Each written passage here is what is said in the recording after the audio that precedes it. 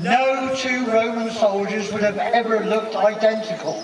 When you see images of them lined up, all looking completely uniform, that's complete nonsense. So soldiers would have looked similar, certainly at a distance, but no two soldiers would have ever looked identical.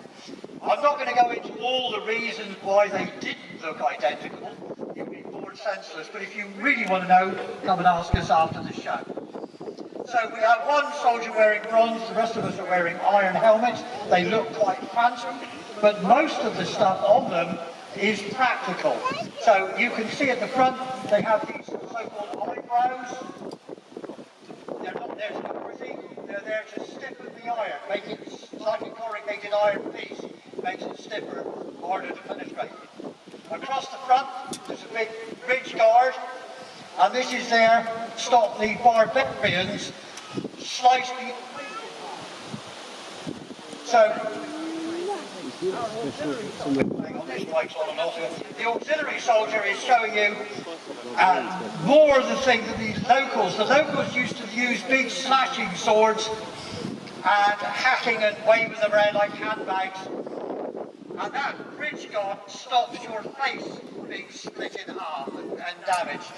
So very practical. Down the side, big cheek guards, again protecting your face, and at the back, a large neck guard to stop your head parting company with the rest of your body, again proof against a big slashing sword. So although they look quite fancy, they are quite practical helmets that they were wearing. So immediately underneath the helmet, you'll see that all of the guys are wearing a scarf of the puffy, and it's not a fashion statement, it's there to protect your neck, partly from the armour and partly from the straps on your helmet when they come round. It's possible that they would have, perhaps guys would have worn the same colour to identify a unit, but again we don't know. Colour doesn't transmit very well through history, which brings me nicely on to the next item, which is the tunica that we're wearing, okay? It is not a skirt or a dress, it's a tunic. Men wear tunics. Trousers are barbarian and known as feminalia. So all you barbarian men wearing your trousers, big girl's blouse, basically. Now you'll see that our tunics are not red, which is often shown. There's no evidence that Romans wore over any other colour really, and most of the evidence for ordinary soldiers suggests just raw, undyed wool or linen. So that could be anything from biscuity through to white. Okay, that's all we think with the tunics. Perhaps officers had fancy coloured ones, but we don't think the ordinary soldiers did. Now, people normally ask, especially the ladies, what the soldiers wear under their tunics. And our guys are not shy. They're quite happy to show it. So now, if you've got sensitive children, I would avert their eyes. And obviously, everyone knows that underneath the tunics the Roman soldiers wear boots. It's an old one, but it always works. So, the footwear, again, you'll see a variety of footwear. Some of the soldiers are wearing the classic caligae, the marching sandal, if you want to call it that, of which they are brilliant at doing. They are made in such a way that whether your feet are wet or dry, you won't get blisters on them if they fit properly. Okay, they are not just a sandal, they're heavily hobnailed underneath. You certainly wouldn't want a soldier to stand on your toes when he's wearing these.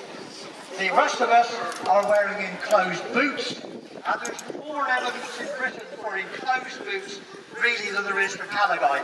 And that's probably because as the Romans moved further north through Europe, you don't really want to be dressed in the Mediterranean in Britain. So there's more evidence that they adopt their equipment.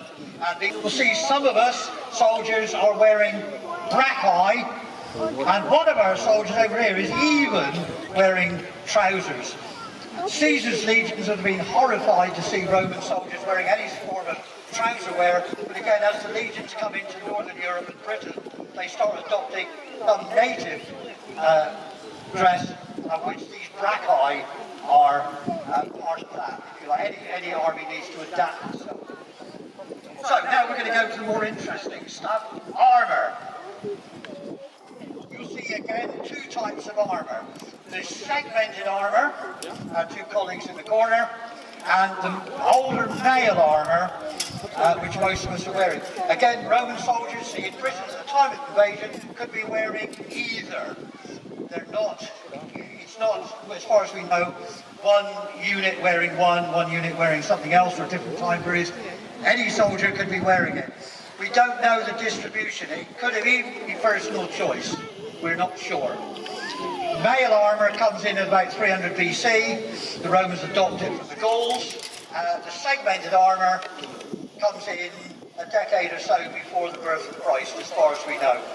The segmented armour is fantastic in battle. It's better armour to protect you. Weapons just slide off it. But it's a nightmare to maintain, and we think it's why it died out after about 3 centuries it's gone, but the mail armour keeps soldiering on, well, right through into medieval times and beyond. So that's the armour stuff, but the armour of the helmet allows the Roman soldiers to get close to the enemy. That's what they want to do, which we'll see in a minute.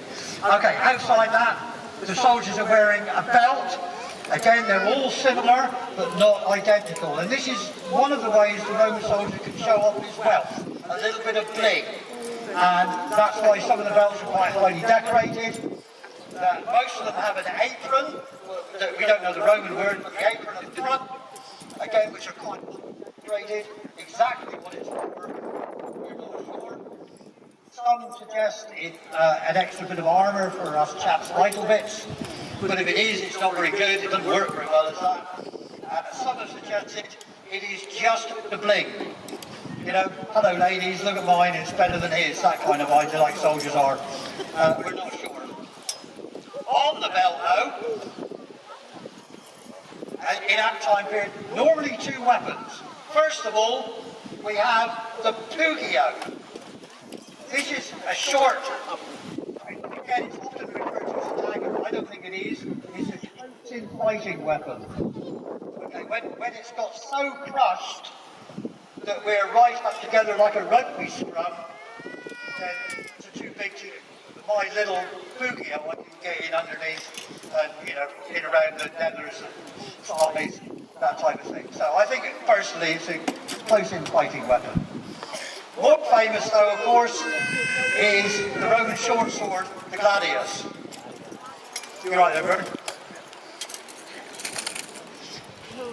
This weapon, if you're daft enough to stick an armour leg out, the Roman soldiers will slash at you. But they're primarily trained to stab at you.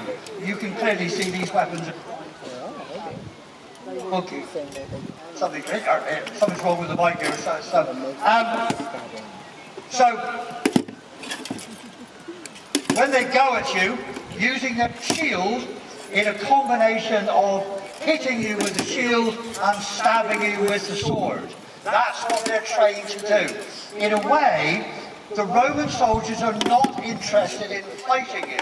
They're not trained to fight you. All this clicky, clacky, waving swords around like handbag nonsense is exactly that. It's what Hollywood shows and sometimes what barbarians do. The Roman soldier is going to hit you with that shield, try and knock you off balance, and stab you with the sword into the midriff, soft and squidgy, and you're out of action and dead by the end of the day. So as he said, they're not trained to fight, they're trained to kill. Now, however good you are, if you're charged by enough of the enemy, they're going to come straight through you like a battering ram and knock your army to pieces. So to discourage that, the first thing you met from the Roman infantry, ignoring archers and slingers, are the pilum, the long throwing javelin. It's a curious looking thing. It's designed to bring down as many of the enemy as possible.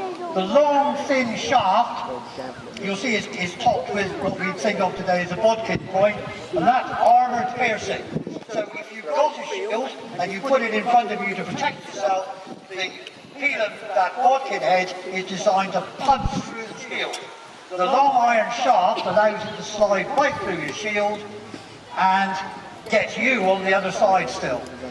Now, not only are you wounded, but you're nailed to your shield at the same time. If you're lucky enough to have not been hit by the Peter, you've still now got a 7-foot javelin sticking out of your shield, and that isn't going to come out in a hurry.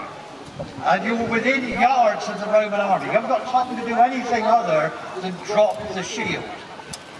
Now you've got to face the Roman infantry without your precious shield.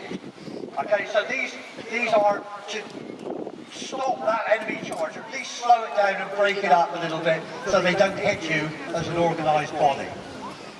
So that's basically the legionary soldiers. Now,